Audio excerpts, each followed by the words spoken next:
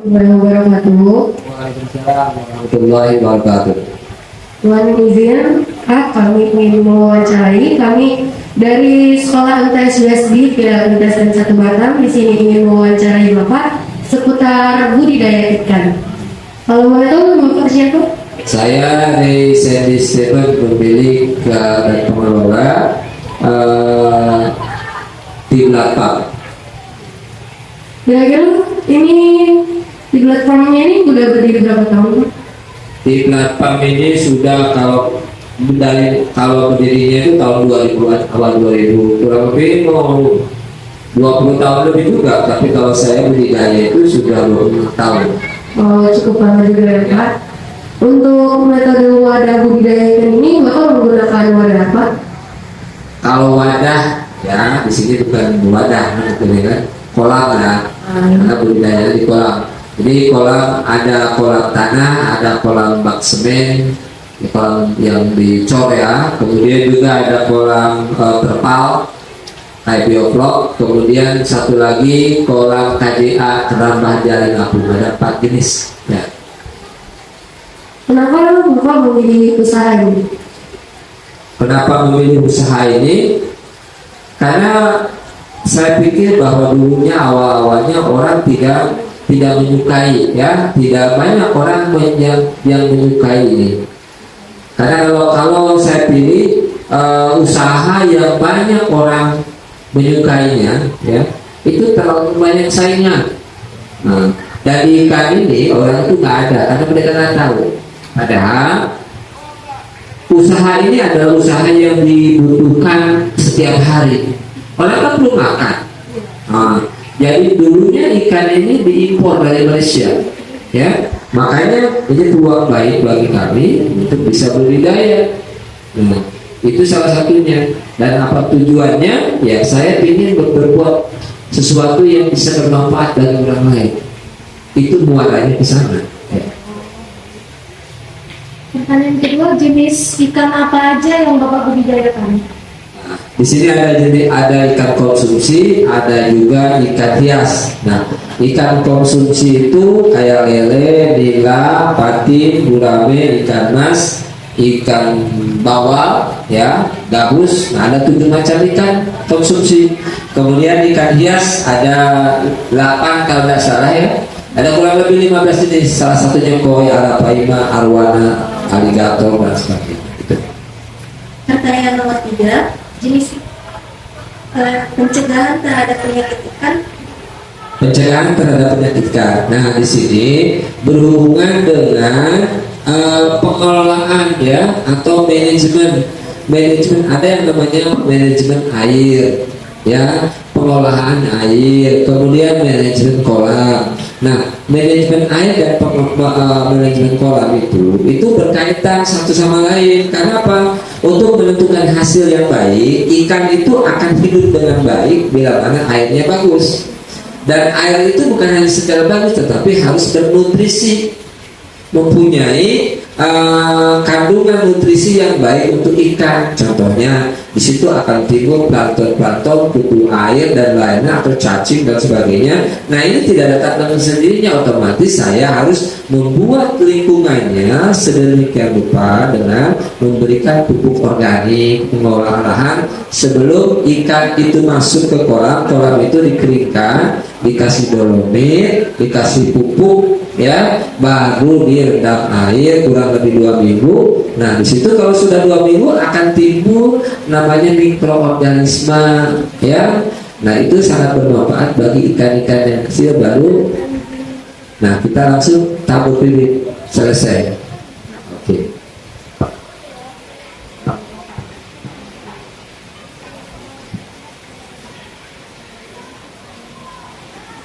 Berarti untuk pencegahan penyakit ikan itu kita tergantung dengan bagaimana kita merawat lingkungan sekitar. Betul, dengan merawat, mencegah, menjaga dan sebagainya, ya. Itu tergantung dari kita sendiri, ya. Kalau kita mau hasilnya bagus, otomatis kita harus ekstra. Ada yang disebut dengan SOP, standar operasional prosedur, ya. Kalau kita ikuti semua itu, insya Allah hasilnya akan maksimal. Kemudian lagi, ya ada perlu diketahui bahwa ada 5 hal yang dalam berhubungan dengan yang tadi itu. Satu orangnya harus SDM-nya itu harus punya ilmu. Kedua, lokasinya, pemilihan lokasi harus yang baik, tidak rawan banjir, tidak rawan pencuri dan sebagainya, ya kan?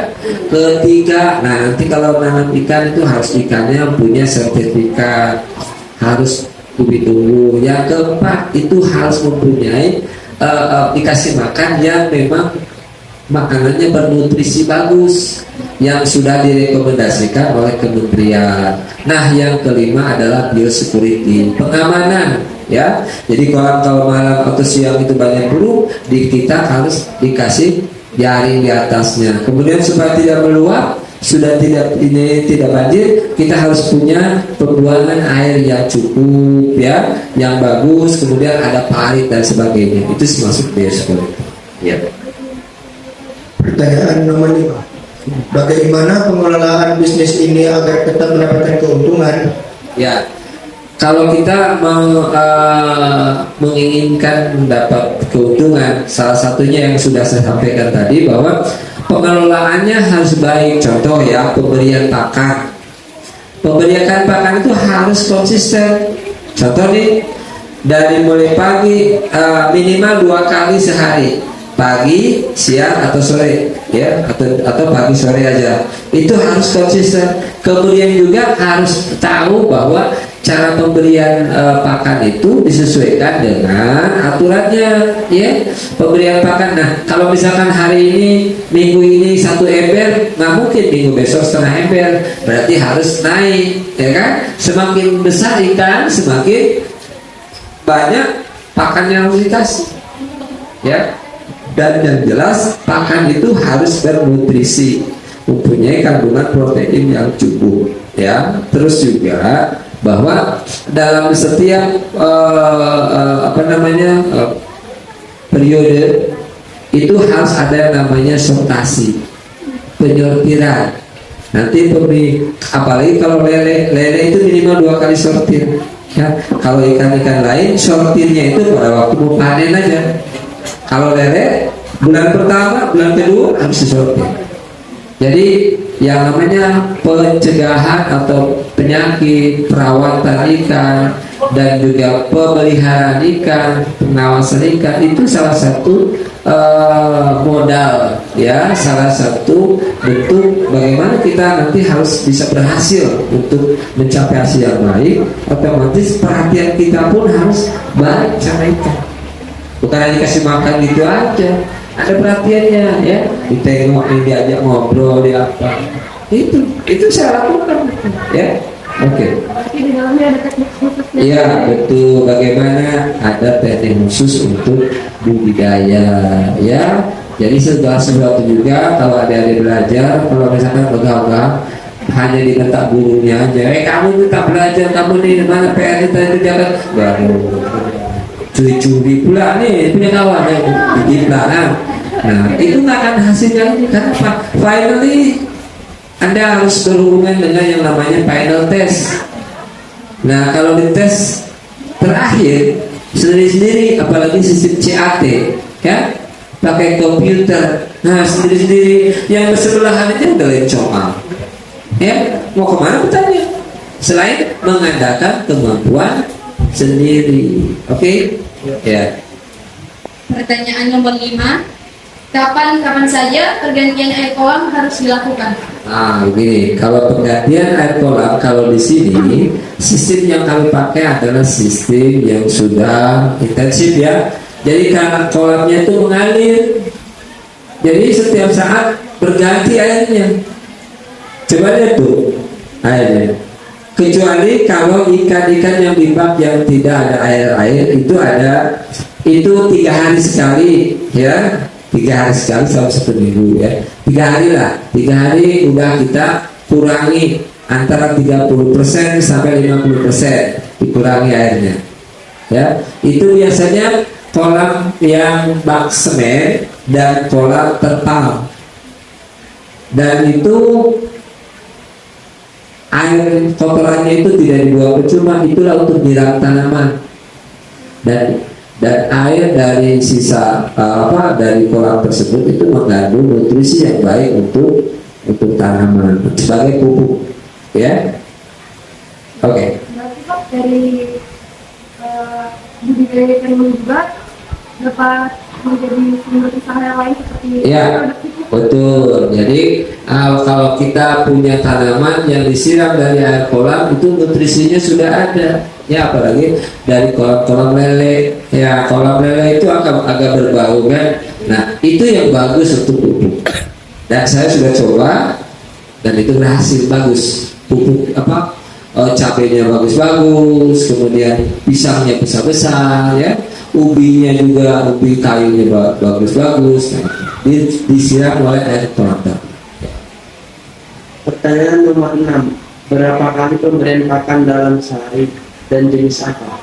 Nah, pemberian pakan itu minimal 2 kali sampai 3 kali. Nah, jenisnya itu tergantung dari jenis ikan. Nah, ada yang disebut dengan pakan starter, pakan pemula, dan pakan grower. Nah, untuk pembesaran starter itu biasanya ada ukuran-ukurannya dari 1 mili, 2 mili gitu kan. Ada juga 0. Nah, yang masih untuk bibit itu ada yang 0, 1, 2, ada juga yang kalau untuk grower itu udah ukurannya udah besar, ada 2 mili sampai 3 mili gitu kan.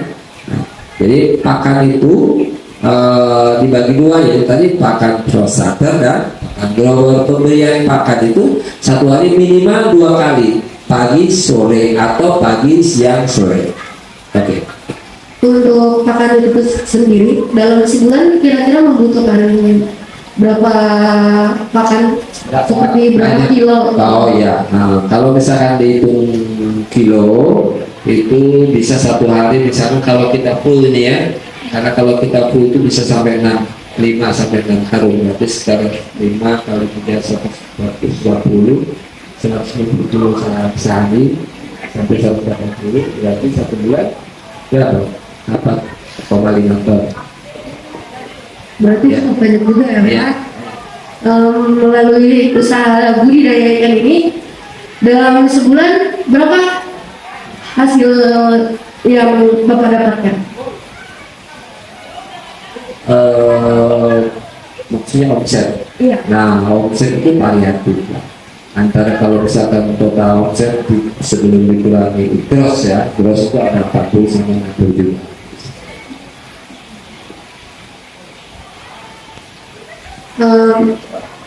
Awal-awal membuka usaha ini pastinya membutuhkan modal juga kan, Pak. Nah, untuk modal awalnya itu benar. Modal awal sih tidak terlalu besar ya, karena memang kami juga bukan dulunya tidak langsung blok seperti begini, hanya 2000 meter itu hanya 3 kolam ya, jadi tidak memerlukan puluhan juta banyak ya, tapi memang ya minimalnya kalau untuk mulai bikin kolamnya aja ya seperti ini ya, kolam itu minimal untuk galinya, kalau gali upah itu bisa 10 jutaan ya, 1 kolam ini. Jadi kalau sekarang karena saya tidak menghitung, tiba-tiba udah seperti ini, saya usaha ini dari nol sampai A sampai B atau sampai C D gitu kan. Nah itu kalau sekarang kita hitung ini tak cukup 2 miliar, 3 miliar lebih dapat ya untuk seperti ini. Karena untuk membangun kolam-kolam di atas itu sama toilet dan itu habis 1,5 miliar, 500 juta. Ini aja 200 juta lebih saya buat ini. Kolam itu yang gede itu bisa di atas 300 juta 1 kolam. Nah sementara saya banyak kolam. Nah, jadi kalau misalkan lahannya sendiri ini ada 8 kapling, 1 kaplingnya harganya 300 sampai 350 juta. Jadi kalau 8 kali 3 udah berapa? 2,4 miliar harga sekarang. Tapi kalau dulu kan saya masih murah, cuma 33 sampai 35 juta aja per kaplingnya. Kalau sekarang kan dulu dari 1 kapling, sekarang dari 10 kapling. Jadi panen ini, beli ini, pakai sebagian dimakan, sebagian ditabungkan, sebagian berusaha. Jadi gitu, tidak dapat satu ini habisin, tidak. Jadi ada yang ditabung, ada yang dikembalikan lagi ke kolam, gitu. Ya. Gitu. Berarti butuh proses juga untuk membuka budidaya ikan sebesar ini ya? Ya, proses dari 2003 saya sampai 2022 baru 19 tahun. Ya, 19 tahun itu bukan waktu yang sebentar. Ya, ini proses di sini itu pertama ada 17 sampai 24 orang. Yang bertahan cuma saya sendiri. Nah, di lingkungan ini, ya. Jadi memang banyak kendalanya, ya. Yang utama adalah kita satu harus fokus dan menjiwai. Kalau tidak menjiwai mindset, ya, kita itu bekerja segala sesuatu kalau kita tidak sayang, tidak punya hati, ya, perhatian, itu nggak akan berhasil. Kalau hanya sekedar aja gitu ikut-ikutan, konsep. Alhamdulillah saya dibantu dengan anak-anak saya, dengan istri, dan juga beberapa orang karyawan bisa seperti sekarang ini. Ini bukan kerja sendiri, kerja bareng. Kita punya tim belat ini. Nah makanya adik-adik, kalau tim belat ini sekarang ada wisatanya. Nah adik-adik masuk ke area wisata, ya. Karena di sini memang semua area wisata harus ada tiketnya. Nah tetapi kalau ada yang nanya di sini mau belajar di sini tidak ada tiketnya. Nah saya yang bantu, jadi tidak perlu bayar dengan saya. Tapi hanya bayar tiket tapi dapat minum kan? Nah itu yang mengelola lain manajemen. Ya, dan saya mengelola manajemen untuk di perikanannya. Yang wisatanya ada juga yang manajemennya. Oke, sudah? Oke. Berarti dari hasil usaha bersama ini sekarang membuahkan hasil apa? Nah, dari yang saya lihat kan di sini ukuran kolamnya berbeda-beda tuh Pak. Nah, itu kira-kira ukuran yang paling besar dan yang paling kecilnya itu berapa? Yang paling besar adalah ukuran 30 kali 40 meter, panjang 40, lebar 30 meter, kedalaman 1,5 sampai 2 meter. Kemudian yang paling kecil itu ada 4 yang kolam tanah ya, 5 kali 10. Yang kolam baknya ukuran yang paling kecil di atas 4 kali 6, kedalaman 1,5 meter. Ikan yang paling banyak ada di sini atau yang seperti paling laris atau gimana? Yang paling banyak paling laris di sini ada ikan nila sama ikan mas. Kemudian disusul dengan ikan gurame ya, bawal. Nah itu. Nah, yang kami budidayakan di sini ikan biasa yang paling laris ikan koi. Nah, stok ikan koi alhamdulillah ya mungkin 20-40 ribu ekor. Baik Pak, mungkin sudah cukup pertanyaan kami cukup sampai di sini. Kami ucapkan terima kasih banyak kepada Bapak karena sudah bersedia untuk menjawab pertanyaan-pertanyaan kami. Jadi kami akhiri. Assalamualaikum warahmatullahi wabarakatuh. Waalaikumsalam warahmatullahi wabarakatuh.